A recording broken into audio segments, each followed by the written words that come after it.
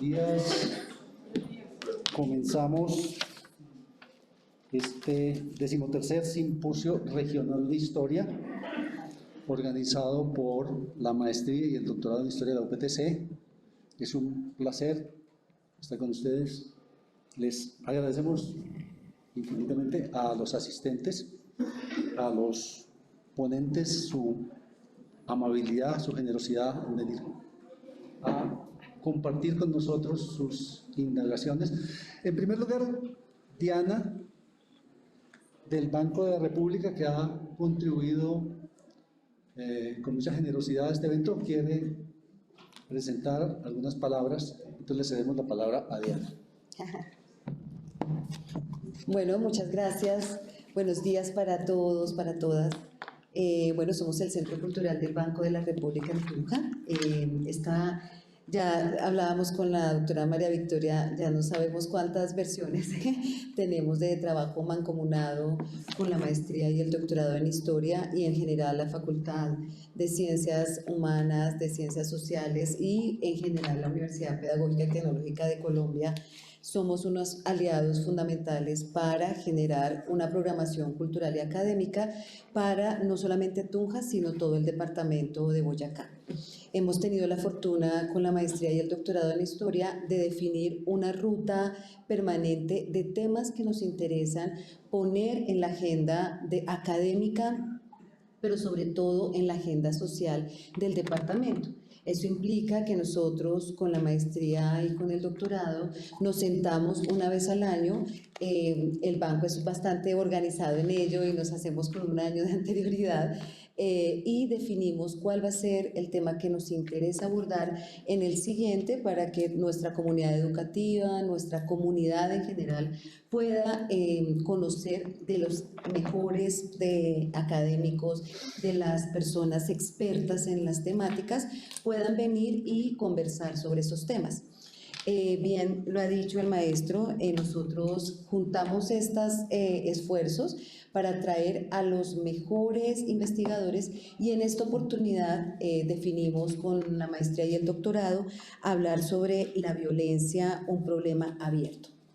De hecho, este simposio que se ha llamado siempre Simposio Historia Regional, tomamos la decisión de abrirlo a un tema que a todos nos está tocando y que todos queremos abordar y es precisamente la violencia, pero también como esas diferentes perspectivas que hay alrededor de ese tema que a todos nos está tocando, no solo a nivel nacional, sino a nivel mundial.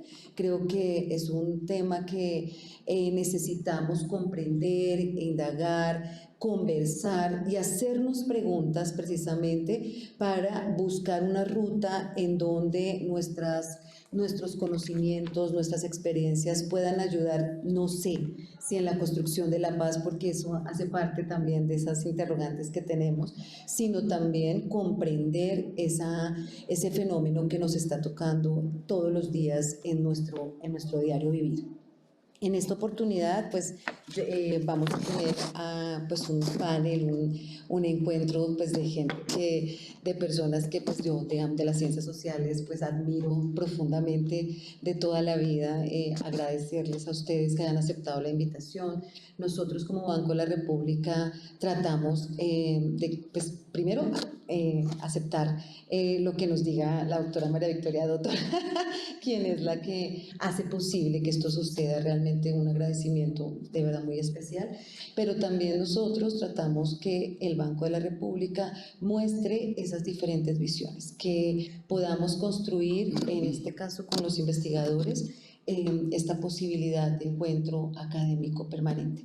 Solamente me resta agradecerle a la maestría y al doctorado a la Universidad Pedagógica y Tecnológica de Colombia este tipo de esfuerzos porque hace posible que más personas podamos conocer de diferentes temáticas. Hoy, gracias por aceptar abrir el 13º Simposio Regional de Historia.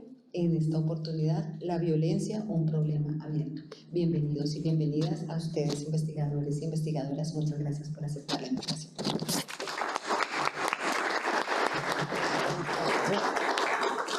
Bueno, dos palabras muy breves sobre el sentido que queremos darle o que pretendemos. Obviamente los sentidos no podemos impedir que cada uno le dé un sentido a esto, a este que es un encuentro muy plural, pero cuando decimos que la violencia es un tema abierto, queremos de alguna manera sembrar la sospecha de que pareciera un tema en realidad cerrado. En el caso colombiano, ¿por qué? Porque hay muchas cosas, hay muchos textos, hay sobre todo instituciones que han logrado construir llevar el relato de la violencia a un nivel hegemónico tal que hay muchas cosas que parecieran evidentes en la violencia colombiana. Y yo creo que estamos lejos de tener una interpretación satisfactoria. De hecho, las ciencias sociales no pueden pretender llegar a ese punto de interpretación satisfactoria frente a la cual no haya sino que rendirse, frente a la cual no haya sino que repetirla.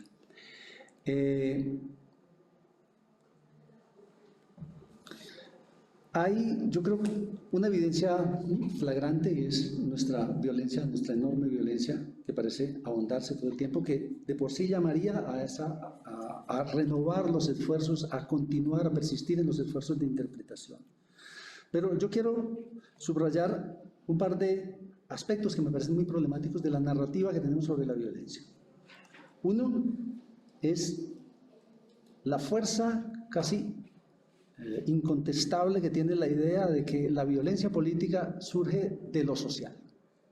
Así que es preciso someter a crítica esa idea que es muy, muy fuerte en nuestra narrativa. Al mismo tiempo, y en cierto sentido desprendiéndose de esa idea de la génesis de lo social, yo creo que tenemos todavía una narrativa maniquea, fuertemente maniquea, que presenta a ciertas corrientes políticas como responsables exclusivas de ciertas violencias y a otras corrientes como simples víctimas. Y yo creo que es bastante complejo eso. Tenemos incluso toda una serie de hitos de nuestra violencia, de nuestra narrativa sobre la nación, que son muy arraigadas y que me parece importante ponerlas en duda. Una de ellas es la idea según la cual la violencia política a gran escala comienza en 1946 o en 1948 y que, por lo tanto, ese periodo que precedió a esa gran violencia del 46 o del 48 es básicamente un periodo de tranquilidad, un periodo de concordia. Creo que hay que someter a prueba eso. Y yo creo que la violencia en Colombia, a esa comprensión de la violencia se le deben introducir un montón de perspectivas, de problemas, de enfoques nuevos de las ciencias sociales que en Colombia por el momento están bastante ausentes. Yo creo que todo el tema de las subjetividades, el tema de las emociones, está por introducir sistemáticamente en la comprensión de nuestra violencia. Entonces, yo creo sencillamente que hay muchas cosas por hacer. Esperamos que este evento sea el inicio de algún tipo de iniciativa para continuar pensando la violencia, desafiando los saberes existentes. Yo creo que es un deber de las ciencias sociales desafiar los saberes existentes sobre todos los problemas. En ese sentido, lo que intentamos aquí es una cosa, es algo enteramente normal, es descreer un poco de los discursos y de las interpretaciones, por más científicas que parezcan. Pero lo importante en realidad viene ahora. Tengo el gran placer, cierta vanidad incluso, de presentar a la profesora Hilda Sabato. La profesora Hilda es, aparte de muy conocida en América Latina, muy reconocida en círculos académicos con justísima razón, porque ha sido alguien muy importante en la renovación de la historiografía política y de la historiografía en general en América Latina. La profesora Hilda es doctora en Historia por la Universidad de Londres, profesora emérita de la Universidad de Buenos Aires, investigadora superior del CONICET, Su trabajo se ha centrado en la historia política y social argentina y latinoamericana del siglo XIX y participa activamente en diversos debates y espacios sobre el pasado, la memoria y la historia. Algunos de sus libros son Repúblicas del Nuevo Mundo, del 2021, Buenos Aires en Armas, del 2008, Pueblo y Política, del 2005, y La Política en las Calles, del año 98. Entonces, la profesora Hilda tiene la palabra y de nuevo, muchísimas gracias por acompañarnos en esta iniciativa. Nos lo aplaudimos a él.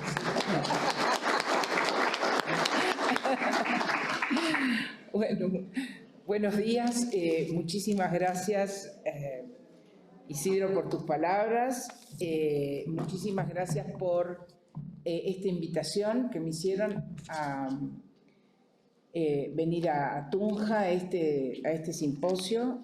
Agradezco a la universidad, a la maestría en historia, al doctorado en historia, a María Victoria, doctor, a Isidro y a todo el equipo que nos trajo hasta acá. También les agradezco a ustedes la presencia aquí esta mañana. Es mi primera vez en Tunja, así que estoy aprendiendo un montón de cosas. Y bueno, después de este seminario además espero haber aprendido mucho más sobre el pasado y el presente de Colombia. Yo he trabajado, como dijo Isidro, sobre América Latina, de manera que lo que voy a hacer hoy es un planteo muy general, en el cual creo, pero ustedes lo sabrán mejor que yo, que Colombia está comprendida en las ideas y las propuestas que traigo hoy aquí, y además me voy a remontar a mi territorio, que es el siglo XIX, que me parece bastante más disfrutable que lo que vino después, porque estamos lejos y entonces no nos puede molestar demasiado. Espero que lo que voy a contar hoy o lo que voy a proponer hoy pueda ser bien discutido y además creo que se entronca muy bien con las preocupaciones que Isidro planteó en sus palabras preliminares. La violencia, sabemos que en Colombia es un problema fundamental, pero no es solo Colombia. No sé si más de mucho consuelo de tontos, pero de todas maneras digo, es algo que nos afecta a todos. Y le puse como título a esto que voy a leer ahora, Las armas de la República en el siglo XIX. Y ya van a ver por qué. Y digo, la nuestra, y estoy citando, es una historia violenta. ¿Cuántas veces escuchamos esa frase? Y tal vez cuántas veces la hemos pronunciado nosotros mismos. El cliché, porque es al final un cliché, de la América Latina políticamente violenta ha permeado las imágenes de nuestro continente y, digo yo, no han alcanzado las muchas advertencias de estudiosos que señalan que la región no ha sido ni más ni menos violenta que otros lugares del mundo para modificar esa percepción. Es casi un sello. Guerras civiles, revoluciones, golpes de Estado, crímenes políticos son evocados como evidencia de una trayectoria traumática para la gobernabilidad y para la consolidación de lo que se considera formas civilizadas de convivencia política. Este diagnóstico tiene, como se ve, una clara connotación negativa que marca una falta, la de un proceso de modernización fallido. Acá no supimos hacer las cosas. Esa es la visión, que se funda en concepciones teóricas muy arraigadas sobre el poder y la política en la modernidad. Ya desde el siglo XVIII, señala, y acá voy a citar a un teórico de la violencia en inglés que es bastante, me ha sido muy útil, muy sugerente, que se llama John King, que tiene un libro que se llama Reflexiones sobre la violencia, y lo cito brevemente. La amenaza y el miedo de la violencia parece haber estado siempre acechando detrás de la preocupación en torno a la civilidad. En este sentido, dice, la civilización normalmente se entendió como un proyecto encargado de resolver el problema permanente de descargar, disipar y sublimar la violencia. Bueno, como sabemos, Kant marcó un punto de inflexión en ese sentido, ¿no? En esa consideración de la violencia como lo contrario de la civilidad, y la formulación más sugerente, en clave histórica, la propuso Norbert Elias en su famoso libro sobre la civilización, quien asoció el proceso moderno civilizatorio a la concentración en una sociedad dada de los medios coercitivos en manos de una autoridad central, de un Estado que monopolizara la violencia en forma legal y legítima. La violencia, quedaba así fuera del territorio ahora pacífico de la sociedad civil y devenía, en principio, controlable y previsible. No así, claro, la violencia entre estados que podía desatarse, porque la guerra ha sido parte de nuestra civilización en la era de los estados, pero eso ya es otro tema, ¿no? Frente a esta concepción que ve en la violencia no domesticada, por decirlo así, la contracara de la modernidad, el siglo XX fue también prolífico en versiones acerca de la inevitabilidad de la violencia en las cosas humanas. Marx, por ejemplo, cuando sostiene que ella juega un rol central en la vida política, condensada en la famosa frase sobre la violencia como partera de la historia. Lenin, con su frase también famosa, no se puede hacer una tortilla sin romper los huevos. O Mao, el poder nace de la boca del fusil. Estas visiones informaron muchos de los movimientos revolucionarios de nuestro tiempo. Y por cierto que incidieron de manera profunda en mi generación, entre quienes estábamos convencidos, y hablo en primera persona, que la violencia era indispensable a la hora de cambiar el estado de cosas en el mundo. Este fue, por cierto, mi caso. Fui parte de esa generación que sufrió de manera devastadora los efectos de la violencia ejercida desde arriba por el terrorismo de Estado, pero que también experimentó desde adentro el uso de la violencia como medio de acción política, en cuyo marco el oponente se convierte en enemigo otro. Y la confrontación política deviene en guerra. Esa experiencia traumática me llevó más tarde, para el otro lado, a incubar un rechazo casi visceral hacia la violencia racionalizada, instrumental, como medio de acción política, y a entender su ejercicio como lo opuesto, como lo propuso Hannah Arendt, como básicamente antipolítico, como sustituto de la política.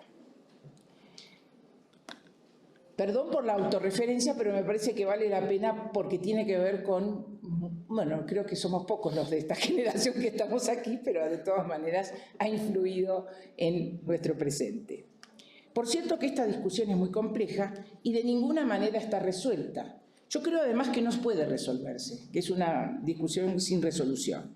Pero me parece también que esa discusión y esa postura, en este caso de rechazo a la violencia como antipolítica, no debería obturar el interrogante acerca de la relación entre política y violencia. Pregunta central, me parece, para nosotros, bueno, yo soy historiadora, para los historiadores, también para los cientistas sociales. La verdad es que confieso que cuando empecé a estudiar la vida política en la Argentina del siglo XIX, dejé de lado esa pregunta. La rechacé, casi visceralmente, creo yo. En sintonía con la historiografía entonces predominante, yo consideraba las manifestaciones más evidentes de violencia política, los levantamientos armados, estoy hablando del 19, como interrupciones en el camino que debía desembocar, teleológicamente, en la consolidación del Estado y en la monopolización del uso de la fuerza por parte de este, según la famosa fórmula de Weber. Desde esa perspectiva consideraba aquellos despliegues de violencia que veía en mi realidad del siglo XIX como obstáculos premodernos destinados en última instancia a ser superados. Es una versión muy difundida, casi parte del sentido común, diría yo, en nuestros países, la idea de que estos levantamientos fueron obstáculos. Por lo tanto, había que ver por qué estaban esos obstáculos y cuándo podían liberarse para seguir adelante en el camino glorioso hacia el Estado. a mí eso me permitía eludir un territorio que me resultaba emocionalmente incómodo de abordar. Pero pronto encontré también que no era muy original en mis reticencias. Yo dejaba la violencia al costado, trabajaba otros temas, qué sé yo, y cuando venía eso decía, bueno, pero eso es lo viejo, eso no va a pasar nada con eso.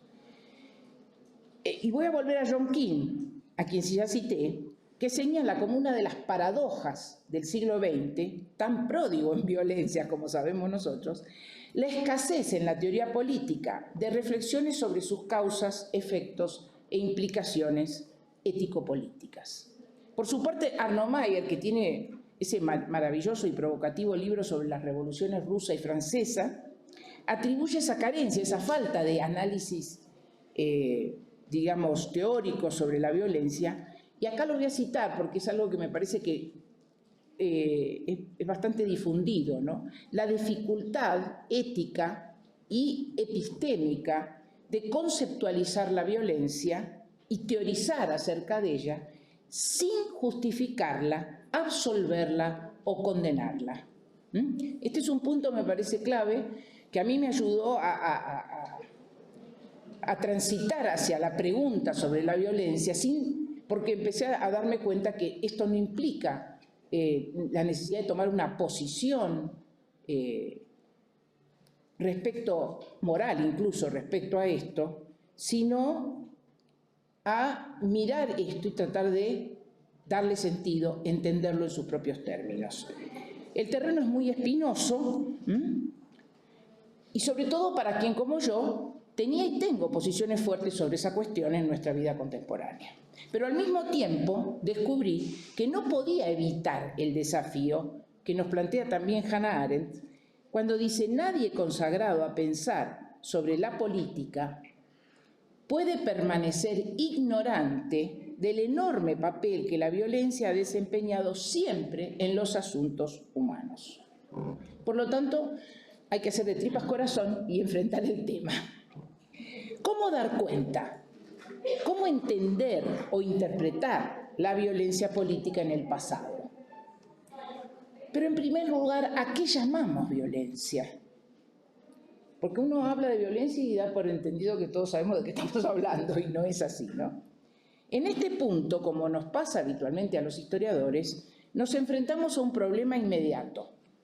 El concepto de violencia es, como ocurre con casi cualquier categoría referida al comportamiento humano, un concepto culturalmente definido y por lo tanto variable, cuyo uso en cada ocasión tiene significados específicos, a la vez que alberga capas de sentido acumuladas a lo largo del tiempo. No son definiciones chatas de violencia, sino definiciones densas, las que uno enfrenta. Se abre entonces la pregunta acerca de cómo se ejerce la violencia y qué valencias adquiere en cada momento y lugar, así como en cada una de las dimensiones del quehacer humano. En este marco, frases omnicomprensivas como las que se mencioné al principio respecto al perfil violento de la historia latinoamericana no tienen mucho sentido a la hora de dar cuenta de ese pasado. Subsumen todo en algo como fácil. Cualquier incursión en el tema requiere, me parece, descompactar el pasado. Tratar de desarmarlo y sacarlo de las narraciones teleológicas, de las narraciones que parten del final de la historia para tratar de ir para atrás y con la mirada de hoy, anacrónicamente, interpretar la violencia pasada. Entonces, me parece que hay que descompactar el pasado. ¿De qué estamos hablando? ¿De qué pasado? ¿Cuándo? ¿Dónde? En particular, y también para explorar las formas que adquiere la violencia y las representaciones de la violencia, que, como vos decís, no es solo la violencia, sino cómo se representa, qué cuestiones, cómo se ve. En particular aquí, en este caso, y ahora voy a entrar al corazón de lo que es mi charla, en particular me interesa la violencia en sede política, para interrogar los sentidos en un tiempo y un lugar específico, Hispanoamérica republicana del siglo XIX. Bueno, una primera aproximación al tema nos lleva a poner en cuestión, me lleva a poner en cuestión la identificación de la modernidad política con el monopolio de la violencia en un Estado centralizado. Bajo ese supuesto, la presencia de una forma muy expandida de violencia, los levantamientos armados o revoluciones, se entendió básicamente como el resultado de la pervivencia de rasgos arcaicos que obstaculizaban el camino progresivo hacia la consolidación de un Estado moderno. Ese formato lo deben reconocer todos porque está en un montón de libros donde este es el presupuesto, ¿no?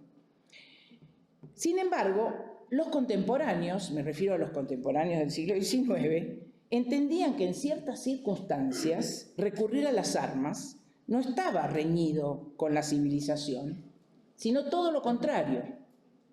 Y así, por ejemplo, voy a traer un ejemplo argentino, perdón, decía el diario argentino La Nación, tan tarde como 1890, y cito, se encuentran citas parecidas en cualquier otro país para ese tiempo.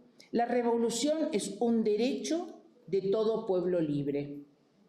Cuando todas las libertades se suprimen y todas las puertas de la legalidad se cierran, no queda al pueblo más recurso que la reivindicación de sus derechos desconocidos por los únicos medios a su alcance. Esto es recurriendo a las armas. Usar la fuerza desde la sociedad civil contra un gobierno considerado despótico o tiránico era no solo un derecho en el siglo XIX, sino también un deber cívico.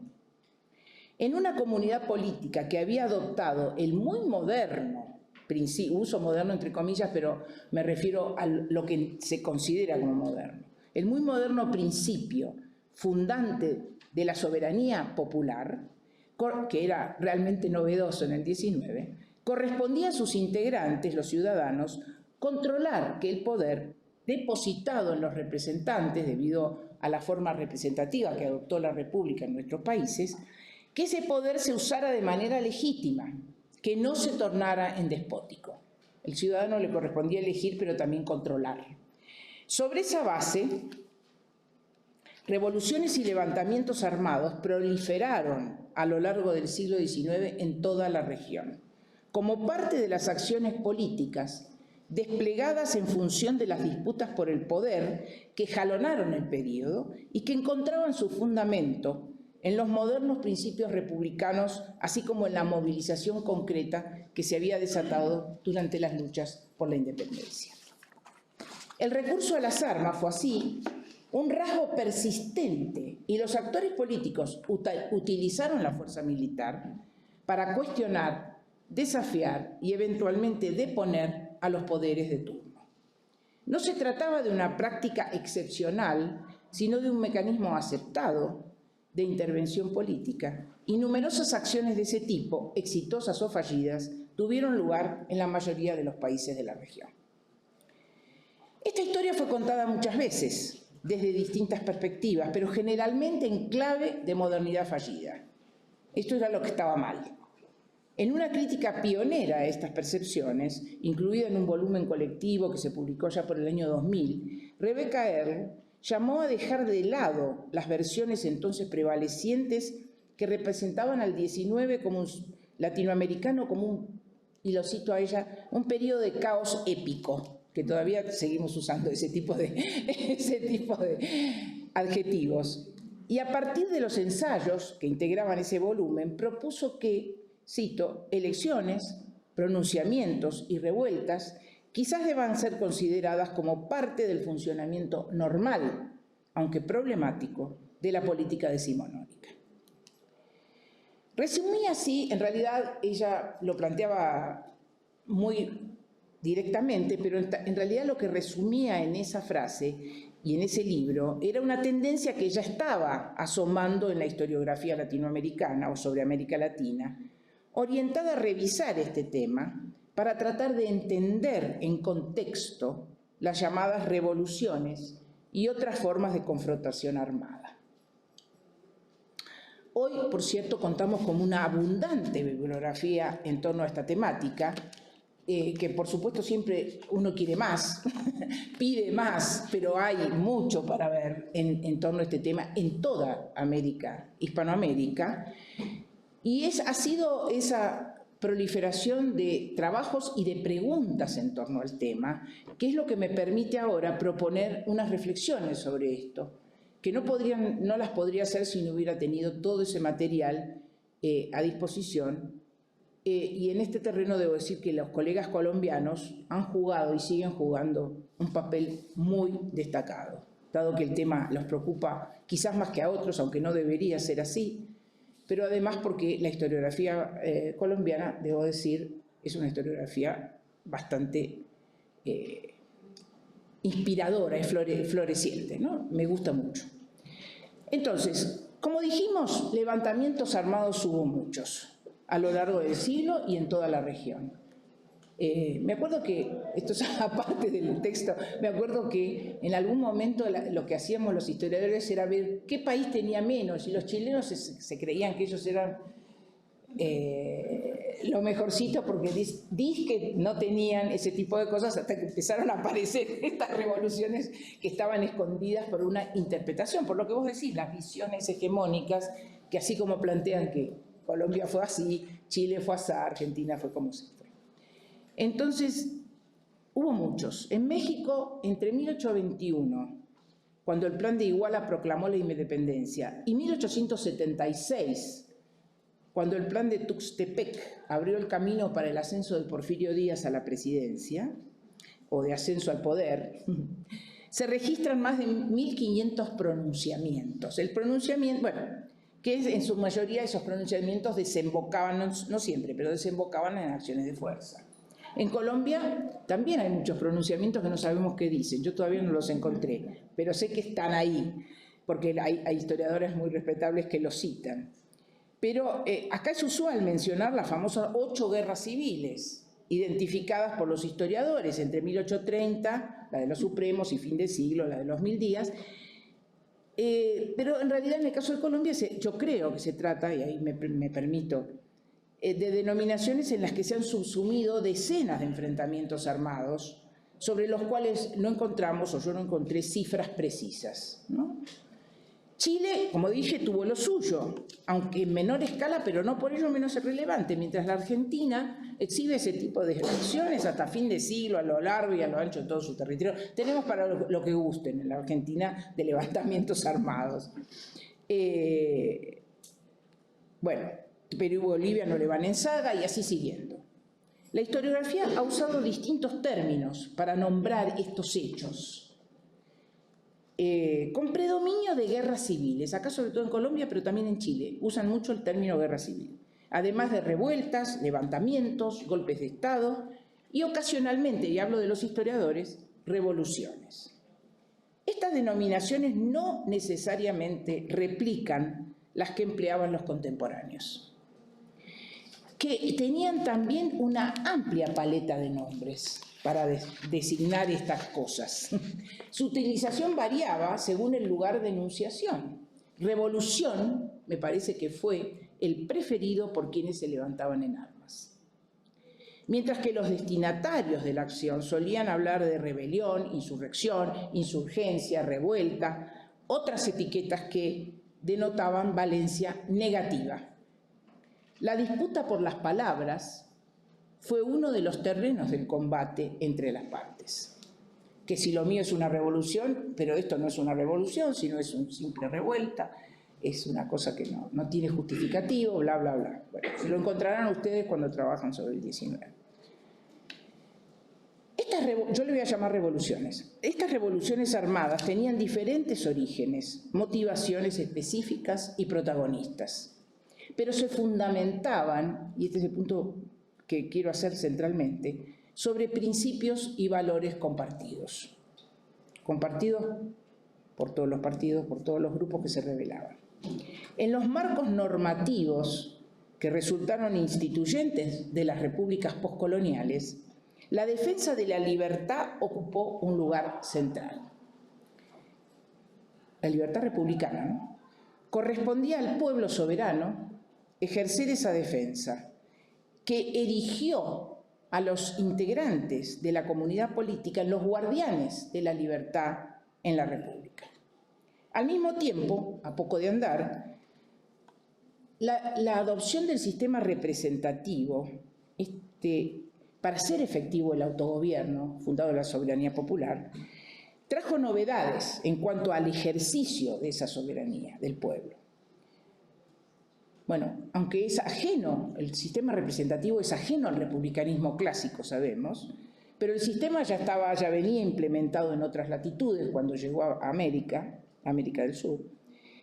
Implicaba la introducción de una diferenciación fundamental entre el pueblo, o en el seno del pueblo, ¿no?, entre el pueblo, origen de la soberanía, y el gobierno, emanado del mismo pueblo para ejercer el poder en su nombre. Es decir, el pueblo delega su soberanía.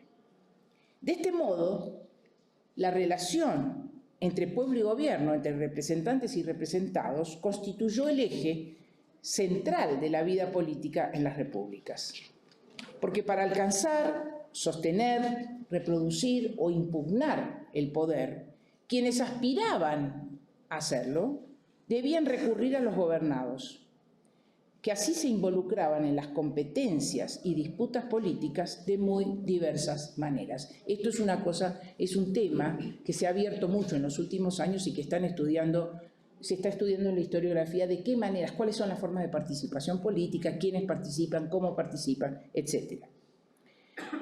Yo voy a ahora hacer una simplificación olímpica y a riesgo de simplificar un panorama que es complejo, me voy a centrar en lo que considero los ejes sobre los cuales pivoteó ese experimento republicano, que estuvo en la base de la construcción y reproducción del poder político y de las complejas relaciones entre pueblo y gobierno, entre el pueblo y quienes ejercían el poder en su nombre. Por definición, casi por definición, el sistema representativo dio lugar a la creación de un dispositivo clave, un artificio genial, creo yo, las elecciones, a través de las cuales, es un invento, ¿no?, a través de las cuales el pueblo, titular de la soberanía, escogía a quienes debían o habrían de representarlo. Pero el sistema, y este es el punto que tiene que ver con las violencias, el sistema preveía además la instauración de mecanismos destinados a controlar el poder, originado por la vía electoral, pero que una vez que está elegido el gobierno, no es que los ciudadanos que lo eligieron se desentienden o deben desentenderse, porque ya delegaron su soberanía en otros, sino que por el contrario deben estar, en términos republicanos, estoy hablando de los valores de la época, deben ser activos controladores de ese poder. Yo hablo del pueblo en abstracto, que es lo que así se concibe, pero después esto tiene traducciones en el pueblo concreto. Con el fin, y yo quiero, entre los mecanismos de control del poder, hay varios, pero yo voy a citar el que me interesa para esta charla. Se distinguió desde temprano una figura clave, la del ciudadano armado, con el fin de evitar lo que entendían como amenazas siempre presentes de corrupción de los gobiernos y despotismo de los gobernantes, se introdujo el derecho y la obligación de los ciudadanos a portar armas en defensa de la libertad. Se trataba de un derecho formulado como derecho individual, pero no podía ejercerse sino a través de una institución formal, la milicia. Y sus variantes, ¿no? Que la milicia es una palabra genérica que se usaba en la época, pero que luego hubo distintos formatos de esta ciudadanía en armas, ¿no? Guardias cívicas, guardias nacionales, guerrillas montoneras, que están todas fundadas sobre la noción del ciudadano con el derecho a portar armas en defensa de la libertad, incorporados en institución, no sueltos solos con sus revólveres, sino incorporados en estos mecanismos jerárquicamente organizados que son las milicias. Entonces, en ese sentido, en el marco de una larga tradición republicana, porque la milicia es muy antigua, mucho más antigua que la América colonizada, se recuperó esa institución antigua que también había tenido una versión colonial, pero que ahora se reorientó hacia la defensa de la nación y la protección de la República. En principio, los ciudadanos armados eran guardianes de la soberanía popular. En la práctica, la milicia y sus derivados, o sus variantes, fueron importantes actores políticos durante la mayor parte del siglo y en todas las repúblicas de la región. Esto debo decir que cuando yo empecé a estudiar, pasado la frontera argentina de mis primeros estudios, empecé a descubrir que esto no era un invento ni argentino, ni local, ni rioplatense, y tampoco era que era de 2 o 3 países, sino que todos los países de Hispanoamérica tienen el sistema de ciudadanía armada, de milicias. Se trataba de fuerzas de raigambre local, casi siempre descentralizadas, no siempre, pero cuya vigencia potenció la dispersión del poder militar. Que este es un punto muy importante para entender los levantamientos armados, la dispersión del poder militar. Reforzó los poderes locales y regionales, ¿no? Y habilitó la impugnación armada de autoridades y gobiernos de turno con el argumento de la violación de libertades y los peligros del despotismo. Más allá de cuáles sean después lo que los historiadores decimos, no, porque en realidad lo que se peleaban era por las escuelas, se peleaban era por la iglesia, se peleaban porque cerraron los conventos, no sé. Esas son las causas que después los historiadores buscamos para, y está bien, para tratar de entender la dinámica de cada una de esas revueltas. Pero había un fundamento sobre eso. Y el fundamento que permitía, que habilitaba dentro del sistema, esto es lo que yo quiero señalar, que está dentro del sistema. No es una anomalía del sistema, no es que la República se violaba haciendo eso, sino que la República misma y las instituciones republicanas abrían ese camino, habilitaban esa acción. Más aún, la promovían. Era un deber del ciudadano rebelarse frente al despotismo. Después, cómo los dirigentes y los sectores dirigentes fueron utilizando eso para distintas causas particulares es otro tema. Pero se justifica sobre esa estructura. Y eso es, bueno. Yo creo que en ese escenario podemos ubicar las revoluciones que se proclamaban efectivamente para defender la libertad en una dinámica muy criticada también en la época, pero a la vez reiterada por todos los actores a lo largo del siglo, casi todo el siglo, y habilitada por los valores y las normas de la República. De esta manera, el recurso a las armas aparecía como una instancia legítima en circunstancias especiales. No se podía hacer revoluciones todo el tiempo, no era que...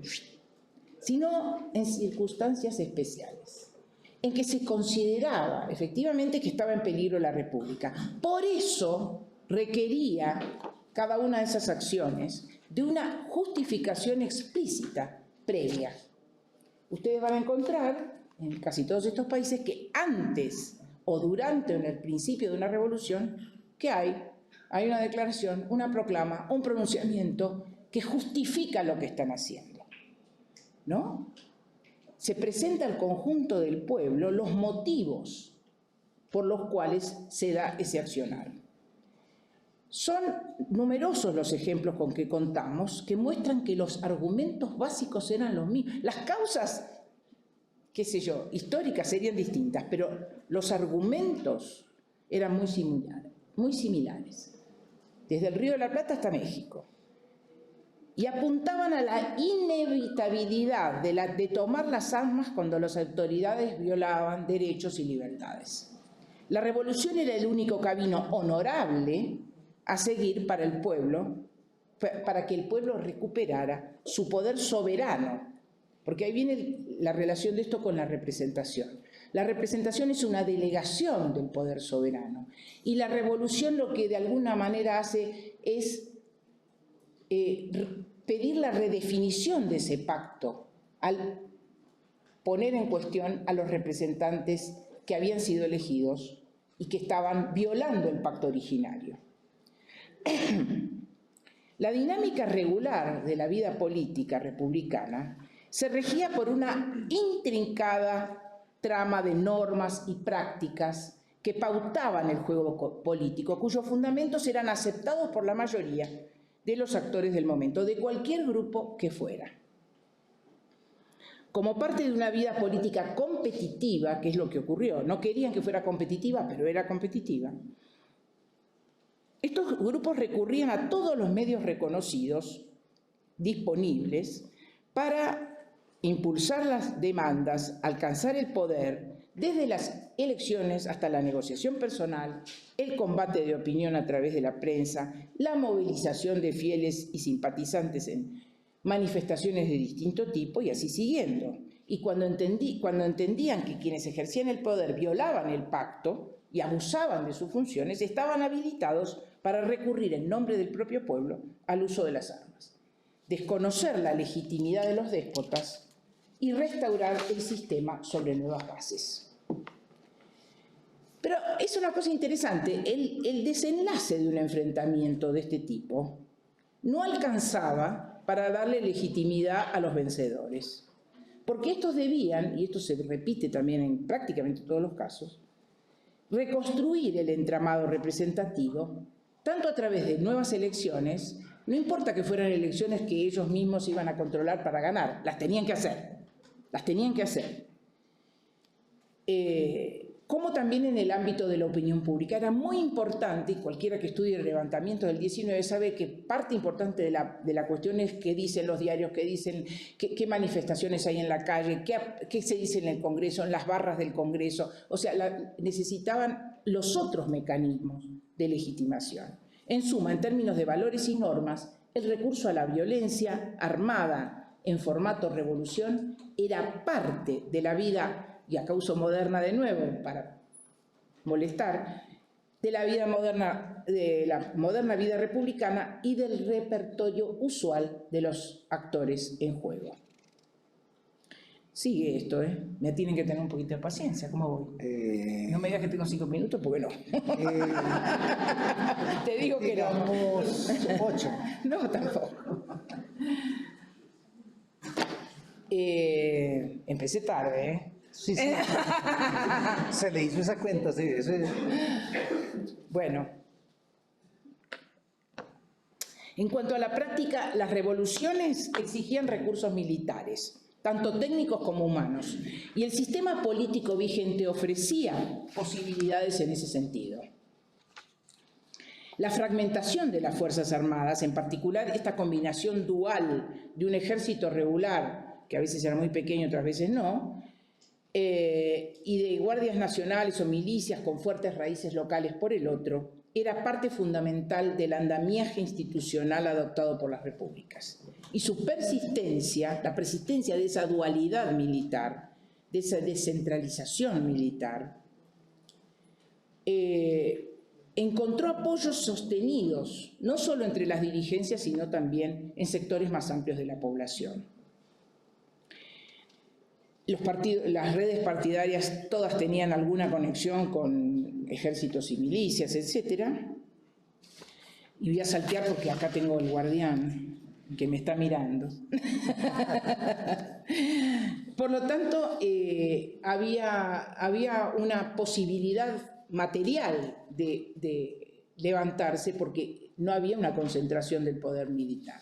Las revoluciones recibían además el poder de sectores que no estaban encuadrados en ninguna fuerza militar, ¿no es cierto? Manifestaciones de distinta índole, etc. Y por lo tanto quienes se levantaban en armas, así como luego buscaban legitimar su triunfo, los que ganaban, también buscaban legitimar la acción a través de una movilización más amplia. Y acá le voy a citar a una prócer de la historia, de la sociología y la historiografía colombiana, que es María Teresa Uribe, que en un artículo pionero de 2001 dice: las guerras del siglo XIX fueron verdaderos propósitos colectivos y fenómenos de opinión pública que convocaron e incorporaron en su desenvolvimiento a mucha gente de diversos estratos sociales y de muy distinta condición económica o étnica. Y esto también da la pauta de cómo el sistema, el levantamiento armado estaba inscrito en las propias reglas del juego. Y esto también tiene que ver con otro punto que no quiero dejar de mencionar, que es que no obstante las pasiones que despertaban estos movimientos, y a pesar de la sangre derramada, los castigos a los perdedores fueron en general relativamente moderados. Hay una amplia bibliografía sobre esto, los colombianos han trabajado muy bien el tema de la paz, ¿no? De la paz posterior, pero en general es poco, o sea, el costo en sangre es relativamente, está controlado. Y tiene que ver, y además los castigos tienen más que ver con castigos políticos, ¿no? Exilios, prisión, etc. Y amnistías, que siempre había amnistías, indultos y amnistías. No me detengo en esto porque está muy trabajado por los colombianos, por la historiografía colombiana, pero se dio en otros países también.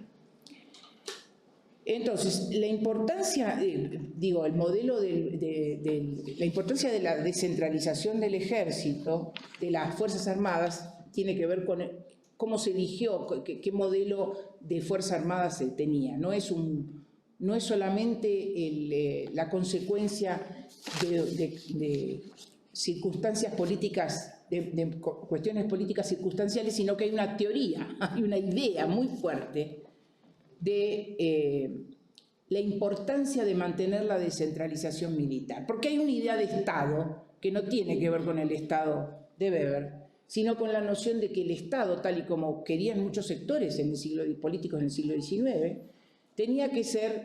el Estado tenía que mantener al revés, Fuerzas Armadas descentralizadas. Esto está clarísimo en las luchas en Colombia, donde la disputa entre centralizar o no el poder militar era una disputa muy importante en la vida política y tenía que ver entonces, no hay un modelo de Estado moderno, hay distintas maneras de pensar el Estado en esta transición, en este proceso de modernización política del siglo XIX. Bueno, yo tengo bastante más todavía, pero no voy a abusar. Voy simplemente a decir que estas nociones encontraban sustento en el marco de una determinada concepción de la vida política y de la relación con lo social. Es interesante ver cómo se pensaba la política y por qué todas estas cuestiones tenían una importante fundamento en las nociones mismas de qué es la política, qué relación hay entre la política y la sociedad, qué rol cumple la política en el siglo XIX, que no es la misma que en el siglo XX, cómo se entiende la representación, la forma de representación del XIX no es la misma que en el siglo XX, qué rol tienen los partidos, que no son los mismos en el siglo XIX que en el siglo XX, aunque se llamen a veces igual. Bueno, todo esto está acá, pero no tengo tiempo de decirlo, así que voy a simplemente decir que todo esto entra, y que esto llevaba, esto llevaba a, y nos debe importar, a la pregunta sobre qué tipos de violencia se ejercían. No es lo mismo la violencia, genéricamente hablando, puede ser desde pegarle un palazo a alguien, la violencia más dura, ¿no? Más material, hay otros tipos de violencia, ¿no? Hasta, no sé, cortarle la cabeza a un enemigo, en fin. Todas esas cosas hay que mirarlas para tratar de entender cómo esa violencia era procesada, la violencia que se ejercía era procesada en el siglo XIX.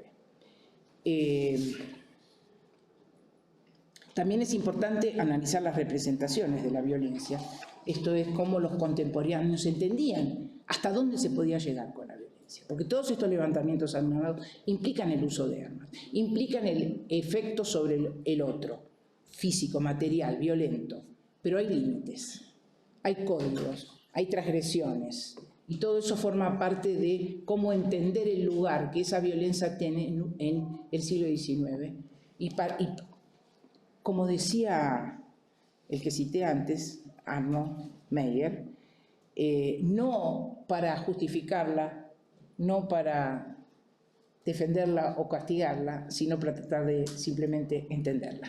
Bueno, muchas gracias.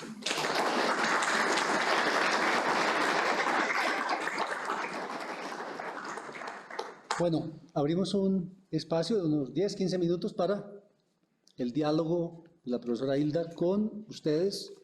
Así que, Giovanni, por favor. Buenos días. Buenos días. Muchas gracias por la exposición, muy estimulante. Yo veo un proyecto muy interesante y sugerido, un proyecto de orden interdisciplinar, en el sentido de lo importante que resulta la justificación o el desarrollo argumental, digamos, de las diferentes violencias en esta época, pero también en el siglo XX. No sé si es un presupuesto o si es un hallazgo, y es el hecho de que las justificaciones precedían a los hechos, digamos, a las revoluciones o a las manifestaciones, digamos, de la violencia. Porque, bueno, si siempre lo precedía, eso no quita que también es muy común encontrarlos posteriormente. Sí. Es muy común encontrar justificaciones posteriores.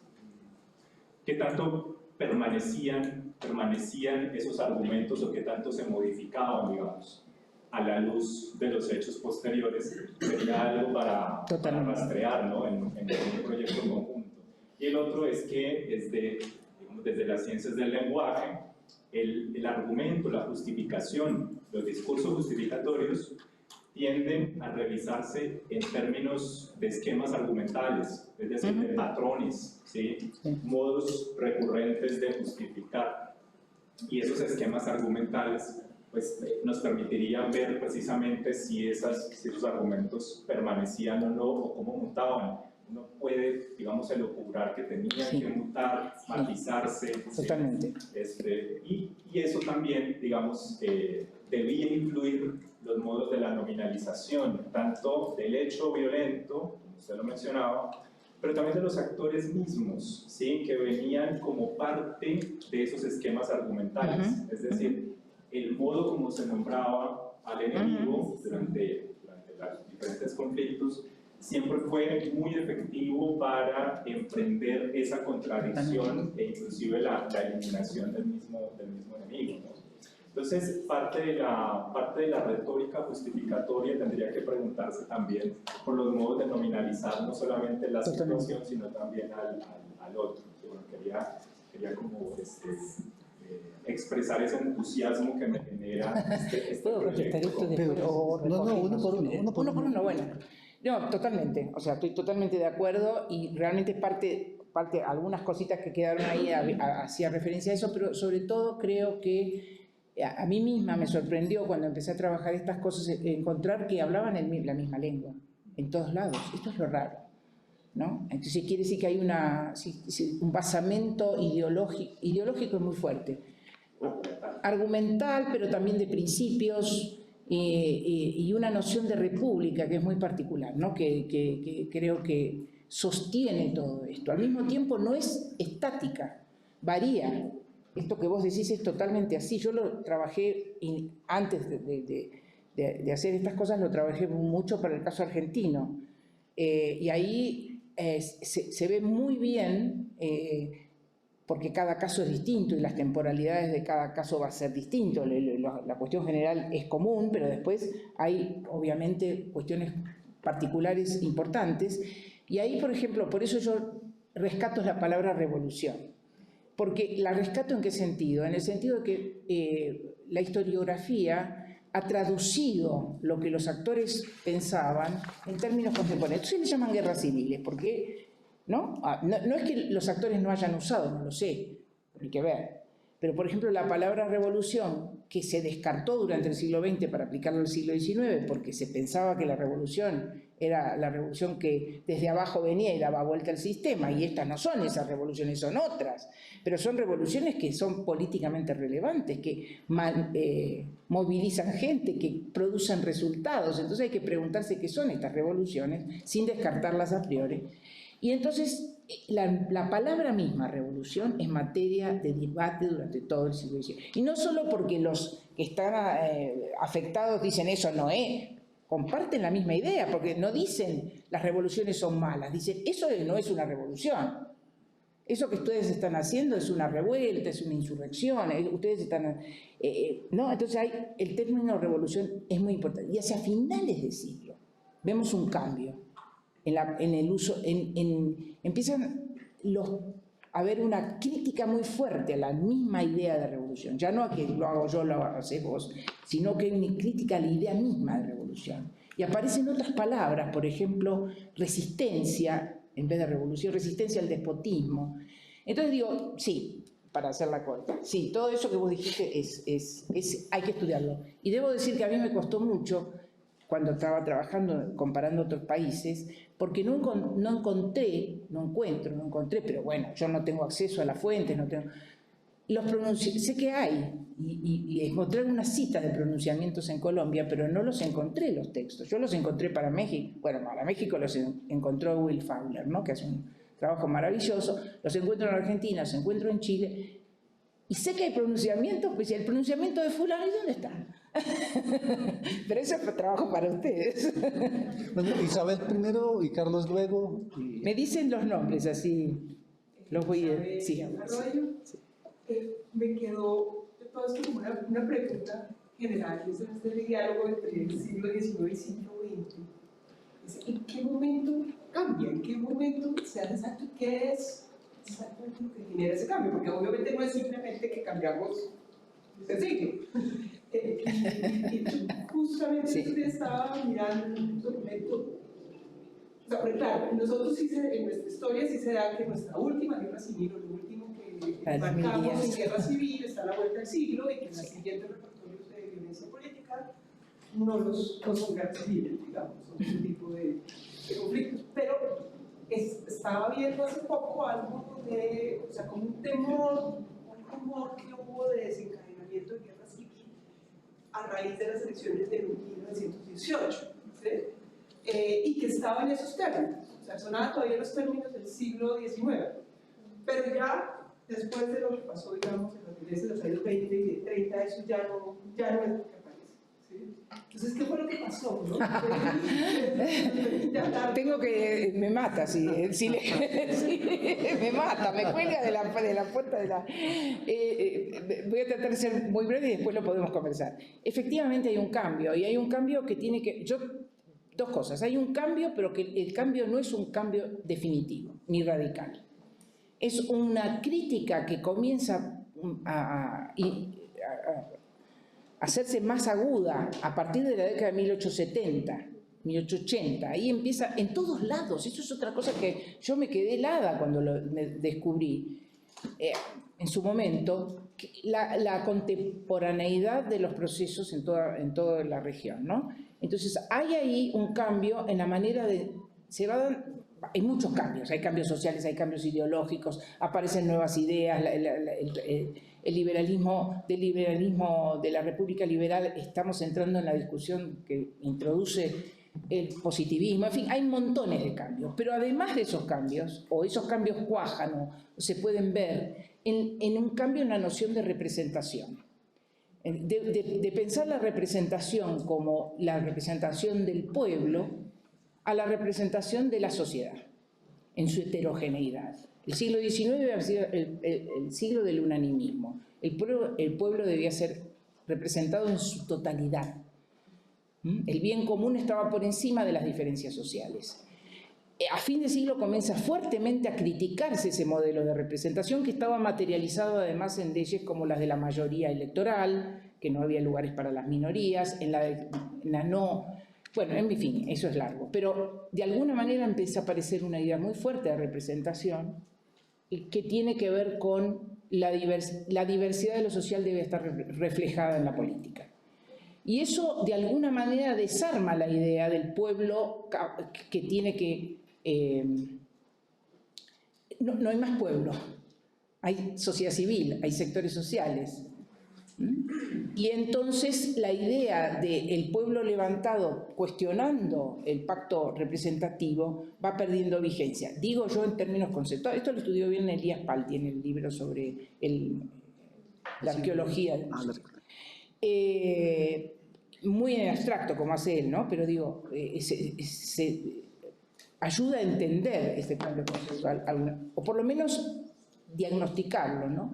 Pero también veo, y eso no es lo que Elías hace, los paradigmas generales del concepto, pero después en el siglo, nosotros en el caso argentino, hasta las revoluciones, los golpes militares del 30 se justifican con los mismos argumentos del 19. Es fantástico. Quiero decir, no es que se destierra una cosa y se la reemplaza por otra. Comienza un proceso que horada esa legitimidad del levantamiento y que es materia de disputa política. Sigue habiendo disputa política ahora ya, por ejemplo, tener un ejército central, ¿no? Roca, Porfirio Díaz, Núñez, etc. ¿Qué hacen? ¿No? Terminan con las milicias en el sentido práctico.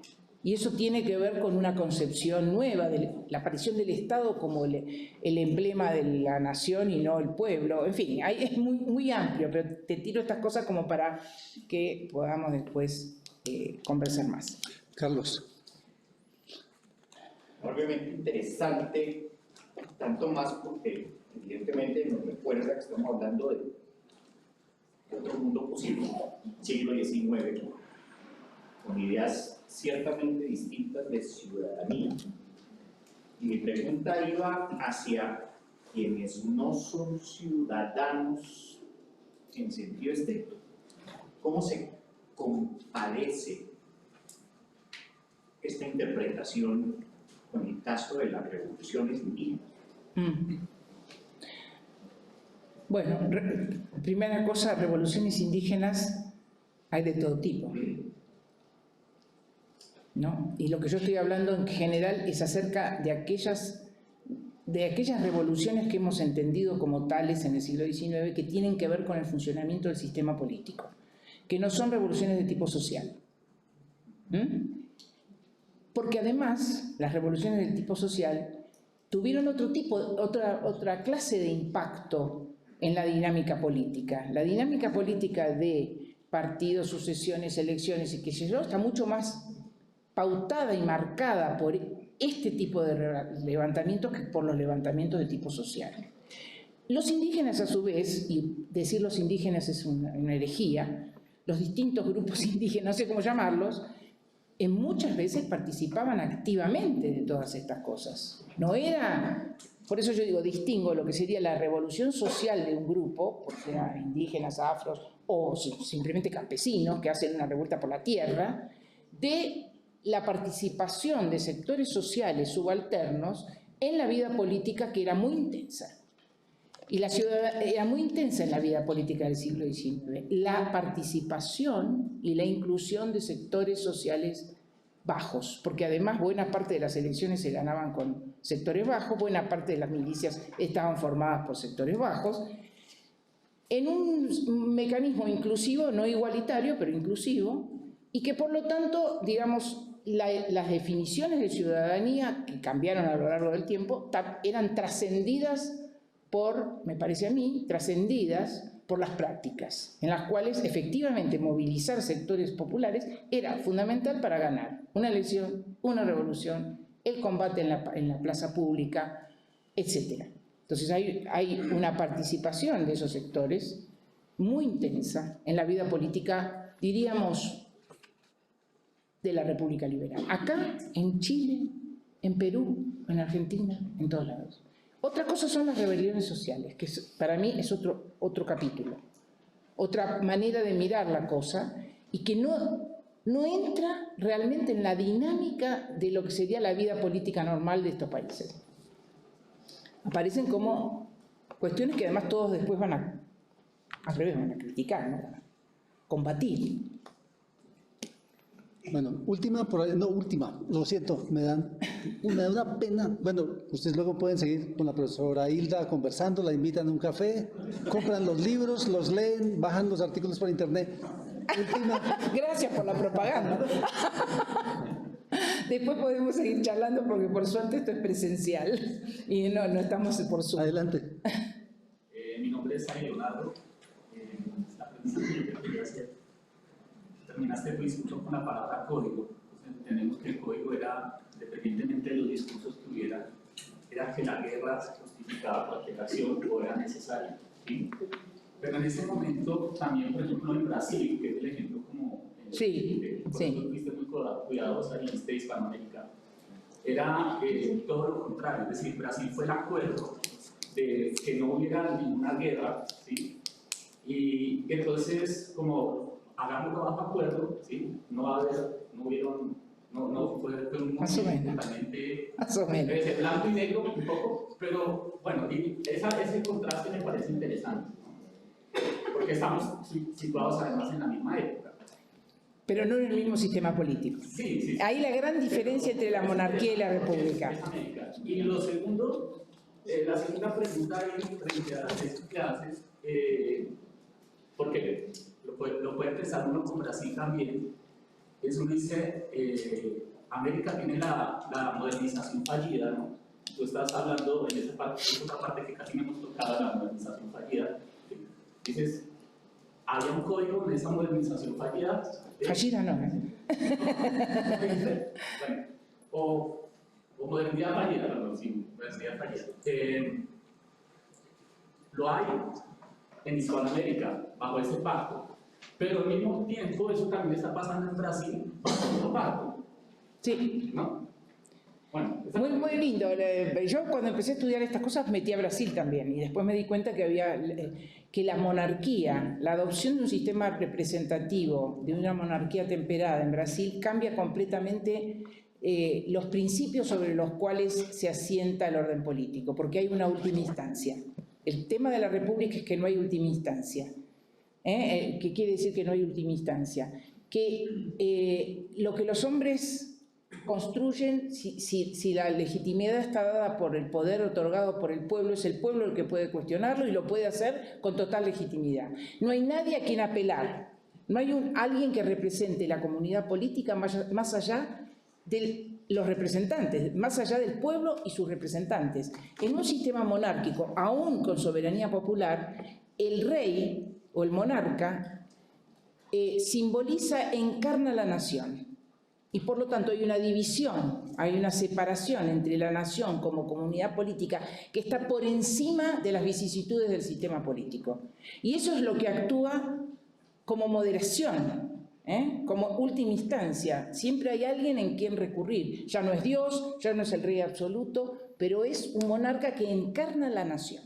Ahora, dicho esto, de todas maneras lo que uno encuentra en Brasil, y Brasil es un muy buen ejemplo para estudiar las elecciones, por ejemplo, y todo lo demás, hay muchas cosas muy parecidas. Y no es cierto que no hubo rebeliones en Brasil. Los brasileños también nos quisieron vender ese cuento como los chilenos, pero Brasil tiene muchos, en su momento, ahora no, la historiografía brasileña es fabulosa, tiene rebeliones, tiene proyectos de república, tiene secesiones a lo largo del siglo XIX, ¿no?